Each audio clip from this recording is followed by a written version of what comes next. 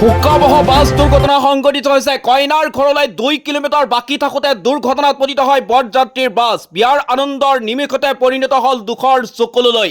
শোকাবহ পথ দুৰ্ঘটনাত পতিত বৰযাত্ৰীৰ বাছ। কইনাৰ ঘৰ পাবলৈ 2 কিলোমিটাৰ বাকী থাকোঁতে দুৰ্ঘটনাত পতিত হয় বৰযাত্ৰীৰ বাছ। নিয়ন্ত্ৰণ হেৰুৱাই বাছখন পাহাৰৰ পৰা বাগৰি পৰে খাৱৈত। এই মুহূৰ্ততে ডাঙৰ খবৰ আমি লৈ অহাৰ চেষ্টা কৰিছোঁ। ভয়ংকৰ পথ দুৰ্ঘটনা সংঘটিত হৈছে উত্তৰাখণ্ডত সংঘটিত হৈছে এই ভয়ংকৰ পথ দুৰ্ঘটনা। জানিব পৰা মতে দুৰ্ঘটনা সংঘটিত হোৱাৰ সময়তে বাছখনত আসনৰ সংখ্যাতকৈ অধিক যাত্ৰী আছিল বাছখনত। সংবাদ মাধ্যমৰ খবৰ অনুসৰি হৰিদ্বাৰ লালাডঙৰ পৰা বিয়াৰ অতিথি কঢ়িয়াই পৌৰীৰ বীৰখন গাঁৱলৈ গৈ আছিল বাছখন, কিন্তু যাত্ৰা পথতে নিয়ন্ত্ৰণ হেৰুৱাই 200 ফুট দ খাৱৈত বাগৰি পৰে বাছখন। এই ভয়ংকৰ পথ দুৰ্ঘটনা সংঘটিত হৈছে উত্তৰাখণ্ডতে। এই ভয়ংকৰ বাছ দুৰ্ঘটনা সংঘটিত হৈছে।